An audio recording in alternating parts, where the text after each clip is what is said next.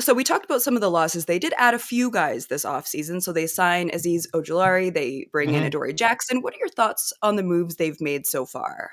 Again, it kind of goes in concert with what we just kind of talked about there, Katie. And I fully trust Vic Fangio. Like, I was a Mhm. major Fangio guy before he even went to the Dolphins and had that failed stint there. I was banging the table. You need to bring this guy to Philadelphia because I felt like he could be the guy that they had for the first time since Jim Johnson passed away, where you just have the defense be the identity of this Philadelphia Eagles team. So much of what Jeff Lurie, the owner, does is want them to be the gold standard offensively. And on paper, they surely are that, and it did show out in the Super Yep. Bowl. You know, there's some growing pains to get there throughout the season, but now you have a guy in Vic Fangio who's working with Howie Roseman, really deciding how are we going to make this defense look not only this year but over this next few years to maybe a decade. Because I don't think Vic Fangio is going to take another job after this. I think if things run out in Philadelphia, this is kind of his swan song to the NFL, so to speak. So he's really going all in. So if he wants Aziz Ojulari, if he wants Adoree Jackson, fine. You know what I mean? Make them happy.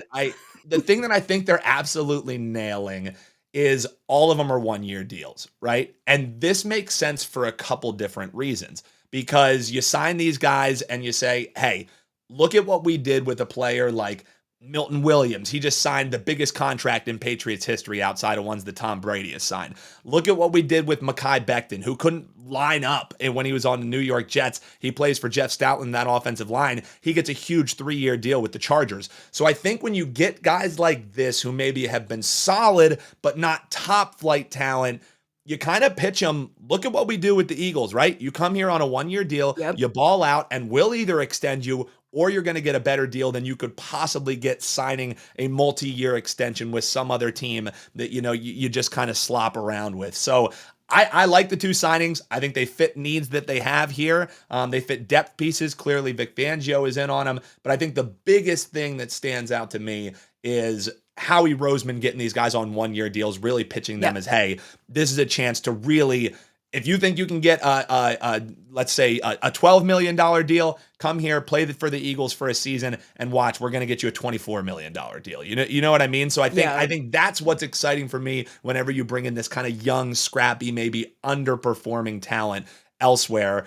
And we go back to it, Katie. You talked about Zach Bond. This was a guy who was a practice squad player. He used to cry in his car after Saints practices because his career wasn't going the way he wanted it to. He comes to Hey, the we've all been Philadelphia there. Eagles. Yeah, exactly. Who amongst us? I mean, I plan on when we're done, maybe just going in and crying in the car. It's cathartic. It feels right. It's a good thing to do heading into the weekend, right? But it speaks to the stuff that they're able to bring out of these guys, Yes. and also joining this team can really help boon your kind of marketability, so to speak. Because when you're in the championship game, when you're in the Super Bowl game, people are always going to fork over a couple more dollars. No shame to Milton Williams, but do I think he deserved the highest contract in Patriots history? Maybe not. He's going to have a hell of a contract to live up to there. We'll see how that works out. But that's what they pitch to these guys. So Ojulari, Adoree Jackson, come on down. Be the new Zach Yep. Bond, right? So you're dialed into this market. Any other trade or signing rumors that you're kind of hearing right now? Anything you'd like to see? What are your thoughts? The one for me, I mean, we just talked about Simmons and Blackman there. Hmm. Typically, where there's smoke, there's fire, especially when you're with Howie Roseman, who loves wheeling and dealing. But the name that is at the top of my list, and it is the perfect fit, it's Trey Hendrickson for me. Like, that is Love it. the target of the offseason. I feel like that's the low-hanging fruit that everybody wants to grab out of that tree. I think the one thing that is a guarantee, I would be shocked if Hendrickson goes back to the mess that is the Bengals right now. Like, talk about teams that just can't figure it out. People want to throw dirt on like the Giants. Like, because the Bengals went to that one Super Bowl, they get a pass more than anything. And they've mismanaged how they're going to get T. Higgins back, how they're going to get Jamar Chase back. Like, they had a three-headed beast and a studly defense. And now they have a guy in Trey Hendrickson who had 17 and a half sacks last season. And they're like, go ahead and search for a trade. Like, what? I would have locked that guy up yesterday. So that is the one who is the number one at the top of my list. And there's been a little bit of rumors, but it's kind of cooled off because Hendrickson's come out and said, hey, if you guys don't want to trade me, I'm fine with sitting out an entire season.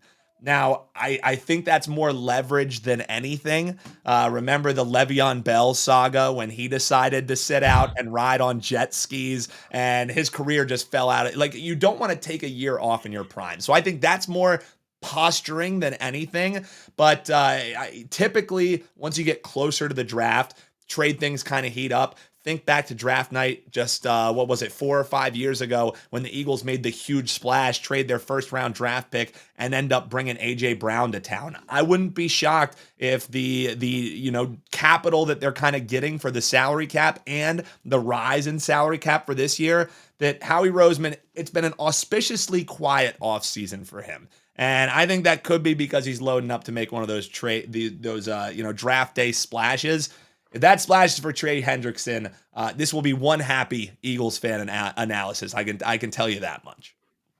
Let's get into the draft. So, Howie Roseman, he has a history of hitting a few home runs, I'd say. I'm just Yeah. constantly impressed by what he's able to do with this team. What do you expect to see from him this year, and what positions do you think they should be targeting in this draft? See, the crazy thing about Howie Roseman is just the dichotomy of this guy's career. Before the Eagles made the mistake of bringing Chip Kelly to town and just completely ransacking their roster, Howie Roseman really wasn't that great of a draft genius. And even after that, think about taking Jalen Reagor over Justin Jefferson. Like, there have been some huge botched missteps by Howie Roseman, but whoever got to his ear and was just like, dude, maybe just take the guys from the SEC. Like, let's just draft Georgia and Alabama Take guys. everyone from Georgia. Exactly. Just literally become the Philadelphia Bulldogs. And since then, it's paid off. I mean, I'm not sure who got the ear of Howie Roseman, but these past few drafts, these past few off seasons have just been a masterclass. As we head into the draft, what targets could they have? I think, they've really opened themselves up nicely. We've talked about a few positions of need, but I'll never be upset if you take an offensive lineman, because you're setting yourself up for the future. We talked about, Jason Kelsey retiring and Brandon Graham retiring. Really, the last stalwart of that little core nucleus is Lane Johnson. And he's got to be close to being done soon, right? So you kind of want to keep that pipeline going with Mekhi Becton leaving. You want to keep bolstering that offensive line. Same thing. Games are won and lost in the trenches. The Eagles have been the absolute epitome of that. And defensive line, for the first time in a while for them, is a major need. We talked about all the losses. We talked about the departures. We talked about Brandon Graham leaving.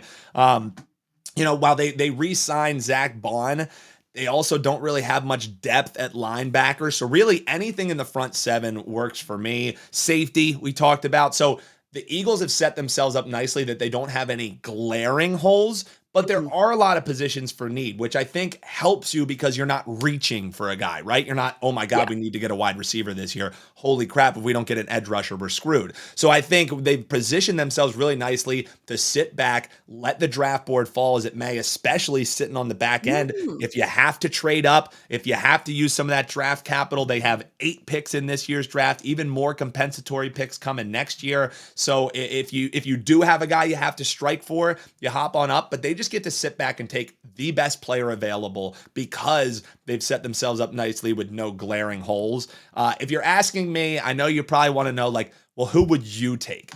I saw Mel Kiper's most recent mock draft, and if they really want to take Walter Nolan from Ole Miss and get a 6'3", 305-pound monster to pair with Jalen Carter, who the hell is going to run on the Philadelphia Eagles if that's your 2 D tackles? And Jalen Carter has shown he can also rush the passer now. He's not just a run stuffer. So that one, when I saw Mel Kiper saying that, typically I don't put much stock into like the Kiper, the McShay stuff, especially when you're talking about back ends of drafts, simply because you don't know what's going to happen in front of you.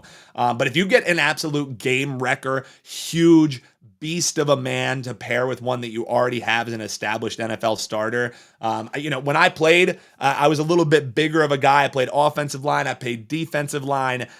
You're never going to talk me out of taking an absolute stud up front, Katie. So I'm on the Walter Nolan train squarely. Do they trade up?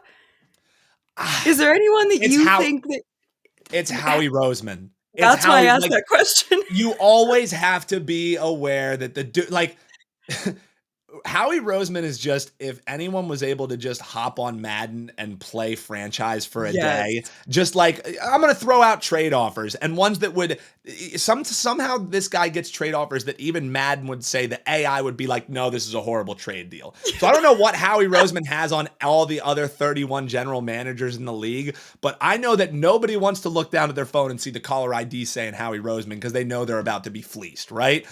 So I don't know if there's anyone specifically that I would say, oh my God, give up draft picks and go up Mhm. and get them, because draft picks in the NFL are just absolute gold. And like I said, the Eagles aren't, positioned that they need to really fill a spot. They really need this guy. I think if they add a solid depth player, they have the coaching, they have the roster around them, that you could sit at 32 and get an absolute stud, and maybe use some of your back end draft picks to trade up and get another 2 picks in the top 100. I think that's more likely than them trading up and making a huge splash. If you're wondering, do I think they're more likely to trade up or trade out?